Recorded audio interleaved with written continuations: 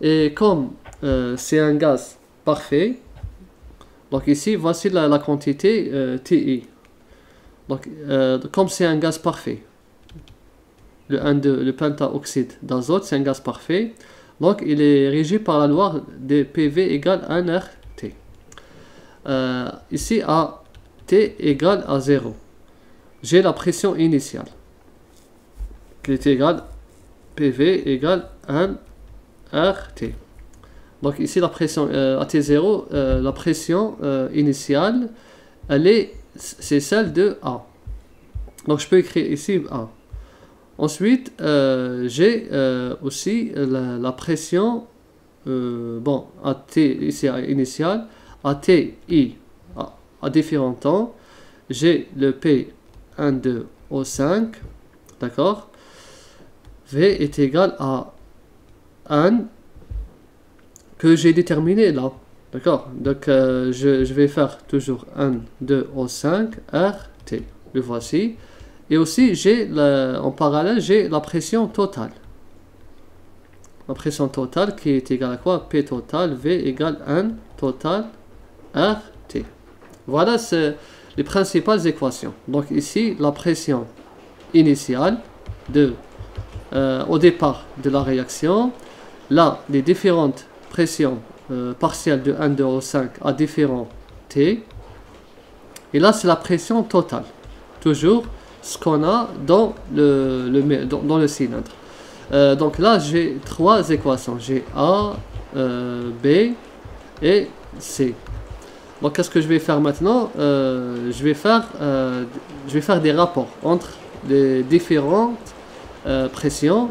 Donc là, je vais faire P total, V est égal à 1 T, RT, que je vais diviser par P0, V est égal à 1, 0, RT. Voilà. Donc, comme c'est le volume est constant, il ne change pas. RT, c'est des constantes. Donc, à la fin, j'aurai pression totale sur P0 est égal à 1 total sur 1, 0. Est égal, le 1 total, on a déterminé tout à l'heure, c'est quoi? C'est 1, 0 plus 3 demi X.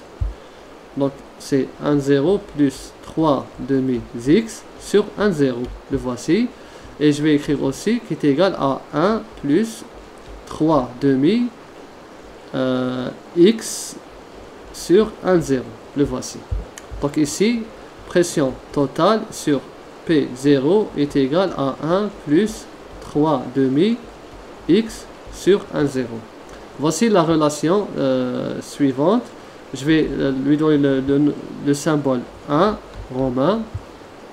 Maintenant, je vais faire la même chose, mais avec la pression partielle. 1, 2, O5 à différents T sur la pression initiale, toujours. On prend la pression initiale comme pression référence, est égale à 1 de 1, 2, O5 à un instant T sur 1, 0. 1, 2, O5, c'est quoi? C'est juste ça.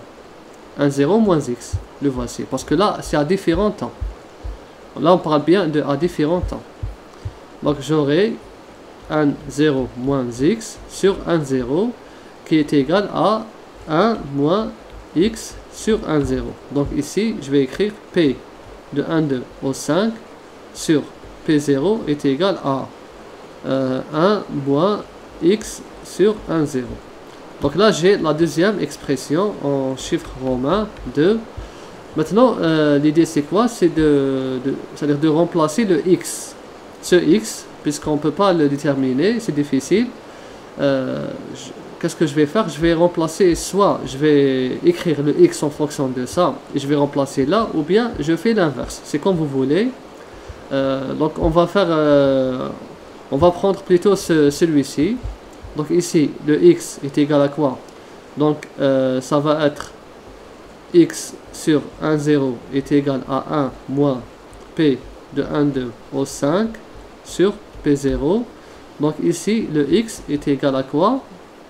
Est égal à 1, 0, comme ça, moins 1, 0, P 1, 2 au 5 sur P0. Voilà le X. Donc j'ai juste fait Donc le x sur le 1, 0 que j'ai remplacé par P12 au... bon, c'est pas la peine de développer, je pense que vous savez comment on fait. J'ai fait directement. Voici la relation. Maintenant, je remplace le x dans la relation 1. La relation 1, la voici. Donc je vais remplacer juste là le x. Donc la pression totale sur P0 qui est égale à 1 plus 3 demi 1 sur 1, 0. Donc là, de préférence, je préfère mettre le 1, 0 en facteur. Je vais laisser en facteur, c'est mieux. Le voici. Fois x. Le voici. Donc 1, 0, 1 moins P 1, 2 au 5 sur P0. Et là, je vais simplifier P1, 0. Je poursuis. Donc j'aurai 1 plus 3 sur 2 fois 1 moins P de 1, 2 au 5 sur P0. Le voici.